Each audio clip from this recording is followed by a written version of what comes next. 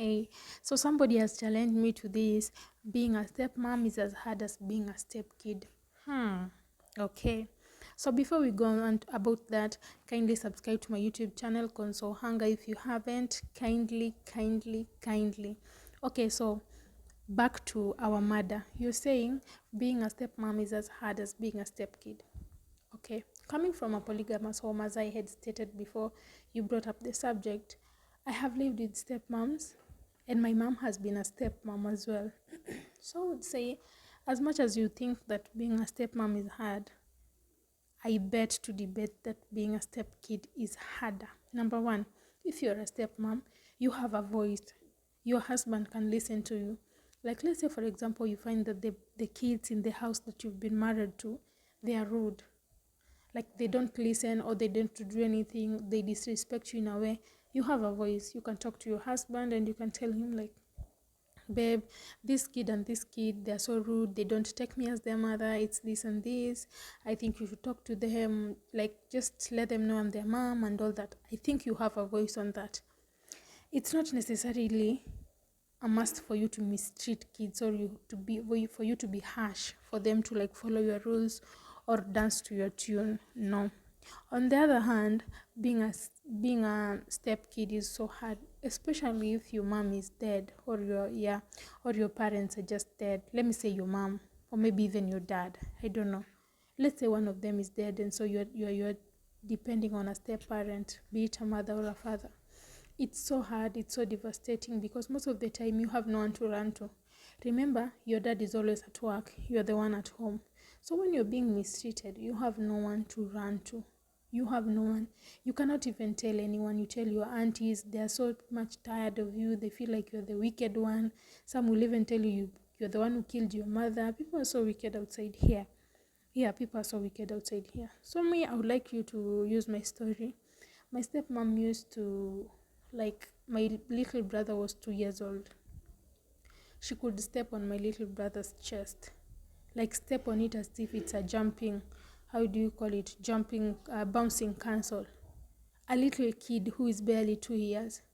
She will take him to the shower, on the shower, and it's very cold. It's in the morning because my bro has peed on his like malazi, amekojolea malazi. So I used to ask her, why are you being like this? Why are you so cold to this baby? You know me, I was a candidate, so going to school, we go so early. It wasn't a public school. So if the teacher say you'll be there by 5, my friend, if the teacher says you'll be there by 5:30, kosa utashanga. And kurudi, sometimes it's by 8 because you've been given a lot of homeworks, you have to do research. Maybe they've given you a homework in somebody's book and it is only one in the whole class. So it was so hectic, it was so tough, it was so I was not in the house like almost all the time. So my stepmom could mistreat my siblings and there's nothing I could do. And when you try to talk to them, to try to talk to her, or you tell dad, tomorrow it will be worse. Trust me, tomorrow it will be worse. Okay? So I used to just keep quiet with the hopes that my mom is still breathing. Thanks God my mom is still alive till date. So I used to say one day, one time, yote yataisha, tutaishi na mama yetu tena, tutakuwa na furaha. But what about that kid who has no parents? What hopes does she have when she undergoes all this? So me, I still stand for the fact that being a step kid is harder than being a stepmom, and not for the fact that being a stepmom is as hard as being a step kid. No.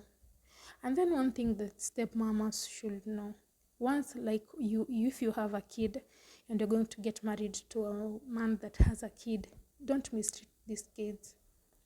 Unanyang'anya watoto wako blessings. The blessings that were there for your kids will automatically go to these other kids. They will be successful, and yours watakuwa hapo ni walevi, wamechakaa, hawana mbele, hawana nyuma. Umewasomesha mashule expensive, but they are as good as nothing. Okay?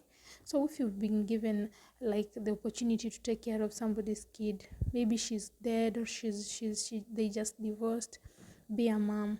Okay? And don't pretend. You know, kids are very innocent. Kids are the most innocent creatures you'll ever meet on this world. So if you're free with a kid and you treat her well, people will not even distinguish between your kids and your stepkids, because they're always together, they're always like one family, they love each other, they play together. Even if mgeni akiingia, visitor comes in, the babies are just so free. They play, they jump, they talk together. But when visitors come and the kids are just like, they look like soldiers. They are just there. They are so afraid. They cannot mingle freely. But when they're somewhere else, they are free. That shows that you are mistreating the kids. You don't have to pretend. Do it out of heart.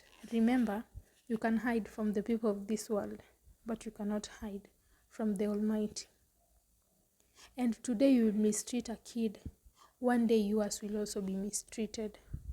Okay? Yeah, my stepmom could not even allow us sit on the couches. She used to say we are making the couches dirty, the sofa set dirty, so like my siblings could sit down. They bought for them plastic. Imagine sitting on a plastic chair from asubuhi mpaka jioni. They could not go out to play, watachafuka. You are there, saa zingine wamekaa hapo wamezimua TV. And you're like, now what are these? Hizi vitu zote ziko hapa, what are they for? One day you will die and leave them here. Saizi zinakulwa na mavumbi huko ushago. One day you will die. These are earthly things. You should not like mistreat someone because of some earthly possessions. You get? Huh? Yeah. So being a stepmom can be hard, but if you're loving to the kids and you have a good heart, the kids will love you, they will respect you, and they will find a replacement for their mom, even if it will not be 100%. But a kid, if you're a good to a kid, the kid will be good to you as well, and the home will be a happy home. So dear mothers, usiende pale kuharibia mtoto wako maisha na roho yako chafu. Saizi utamtesta yule, utamfanyia mabaya yule, lakini malipo itakuwa ni kwa watoto wako. How would you feel now you are old? Umekaa pale ushago. The other kid that ulikuwa na mistreat amekuwa pilot, amekuwa daktari.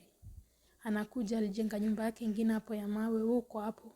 Wale watoto wako wenye ulikuwa unamnyang'anya chakula ukiwapea, ama ulikuwa unamnyang'anya manguo ukiwapea, wako hapo kazi ni kulewa, wanavuta sigara, bangi, wengine ni wezi.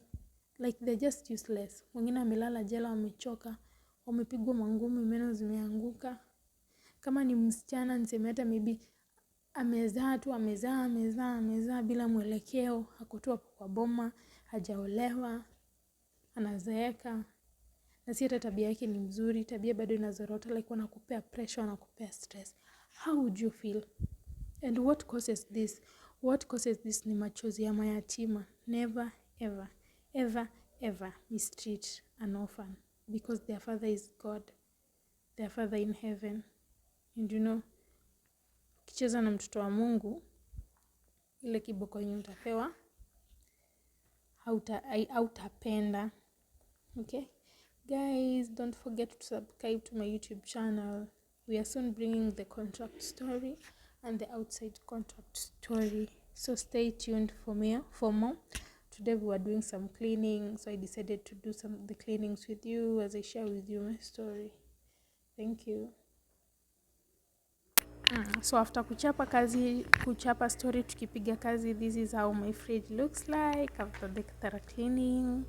This is how it looks like. You see the lemons, the fruits are well arranged, everything is well packed. Tukifanya hivi Mwarabu kwenye mtakosa na labda kwetu na roho chafu, but should you do this to like Mwarabu wako, mapenzi tight kama kifuniko ya gas. Thank you guys for staying tuned. Welcome next time. Bye.